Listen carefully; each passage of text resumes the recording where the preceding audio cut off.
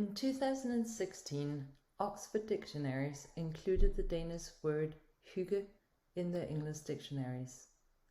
As word of the year in 2016, Oxford dictionaries chose post-truth, but they had hygge on their shortlist. The same year, Collins English Dictionary had also declared hygge the runner-up as its word of the year, second only to Brexit.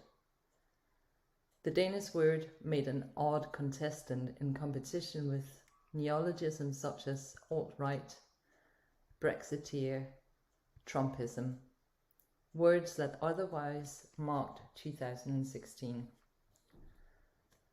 The dictionary's testimonies to the inclusion of the word hygge in English parlance came after multiple publications which had focused on the Danish concept.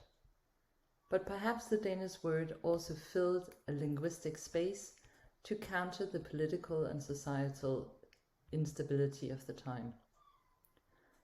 In the present day, examples of Danish words being accepted and introduced into the English language are few and far between.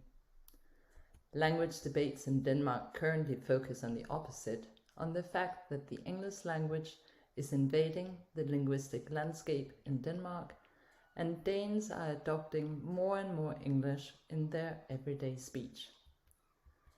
But if there had been dictionaries 1,000 or 1,200 years ago, we would have seen a different picture, with words from across the North Sea entering the languages of the British Isles in force and with great impact.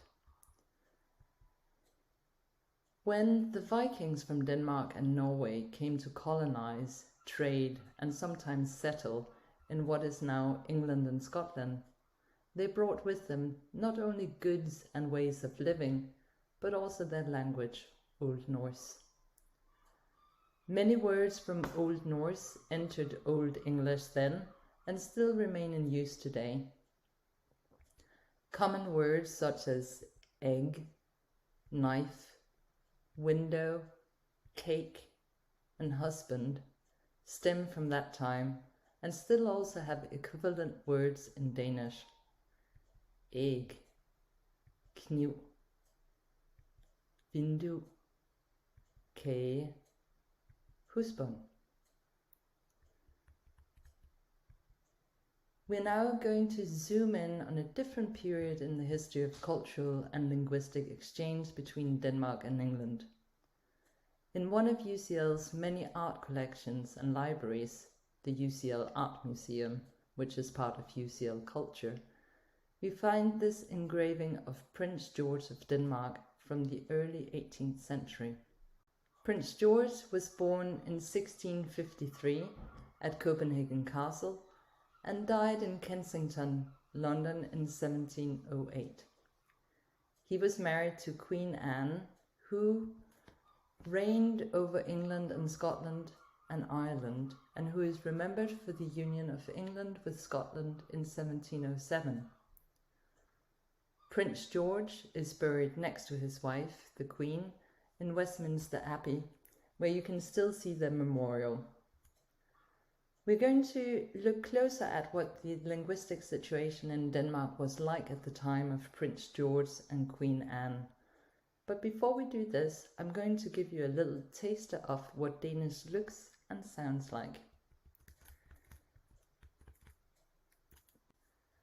What you see here is a small description of the portrait of Prince George from the UCL Art Museum. I'll read the sentences aloud to you, and after I've done this, you can pause the video and answer the questions on the worksheet. I'll read to you in Danish. Her er et portræt. Det er en illustration af en mand. Portrættet har en oval form.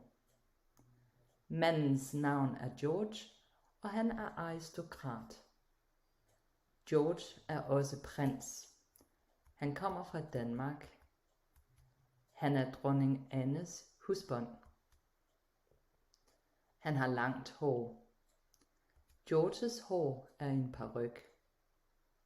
Portrættet kommer fra Universitetets Kunstmuseum. Portrættet er fra ca. 1700. If you have paused the video, then welcome back.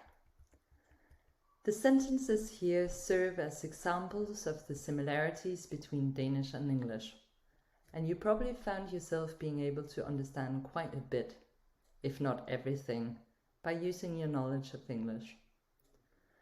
But your ability to understand this text is also due to the fact that both English and Danish underwent a period of linguistic influence from French. At the time of Prince George and Queen Anne, the language of the aristocracy and royal families in Denmark was French and German. English had also been influenced by French language and culture.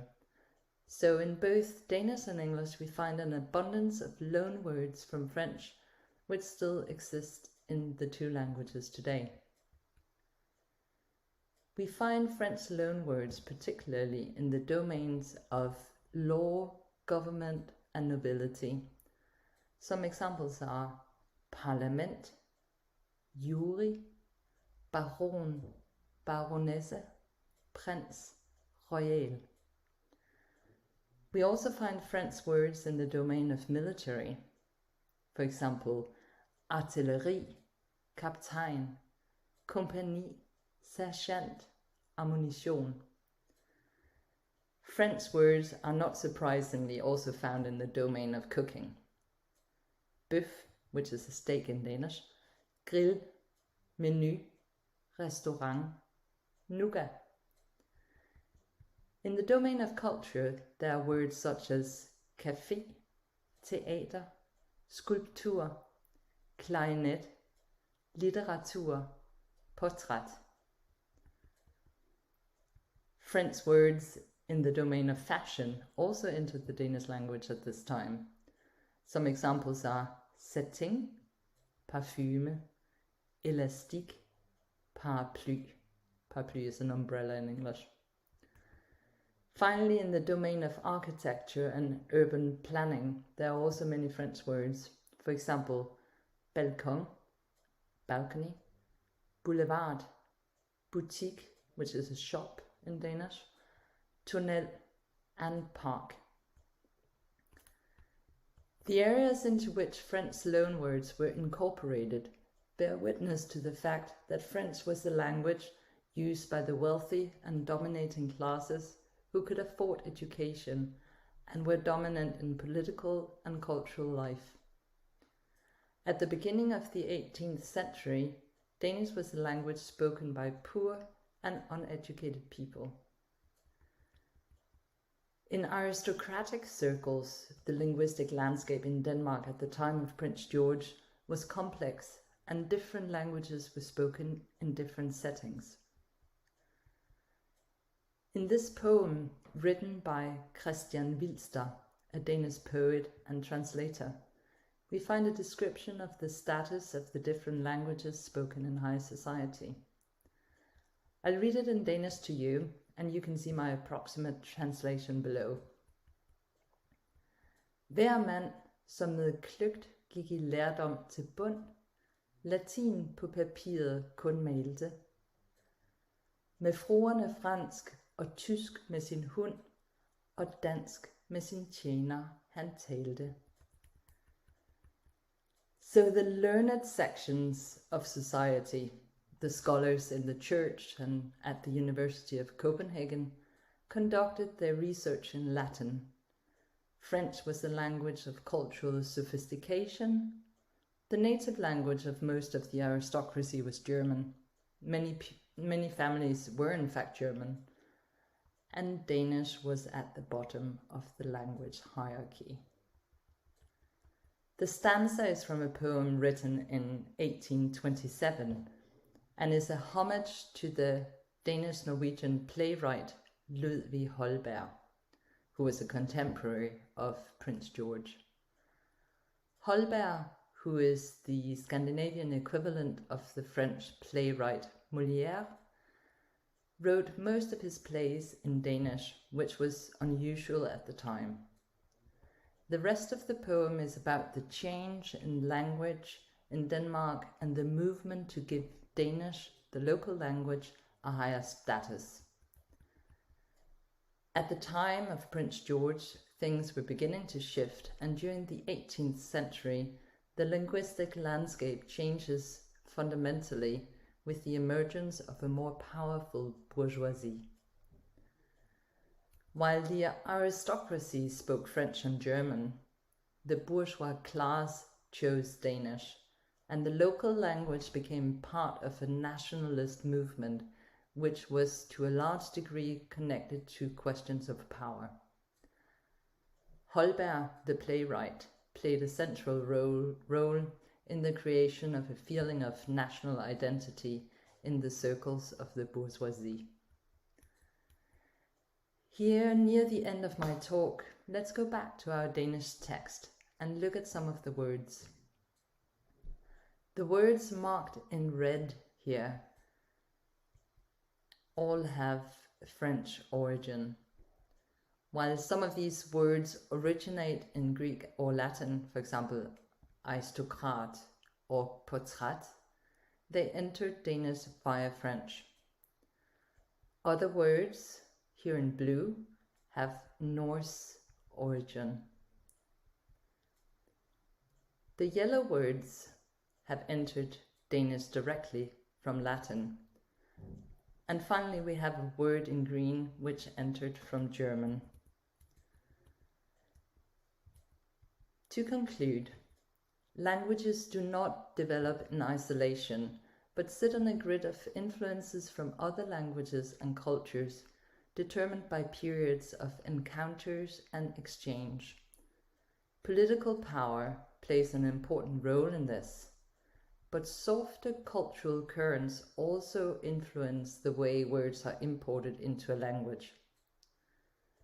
The reason why Danish and English are close to each other are not only down to the fact that the Vikings brought the language with them when they came to the British Isles around the turn of the first millennium, or that Danish in the 20th and 21st centuries has adopted many English words. Latin, Greek, German, French, as donor languages to both Danish and English, play a significant role in the development of both languages as well. This makes Danish easier to access for English speakers than you might expect.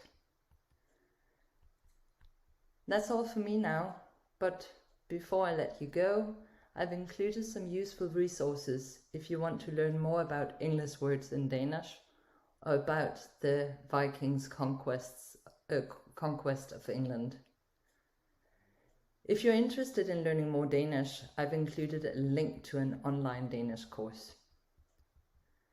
Finally, if you would like to see the engraving of Prince George featured in the session, or other works of art from the renowned UCL Art Museum, please visit their website, where you can make an appointment using the link in the video.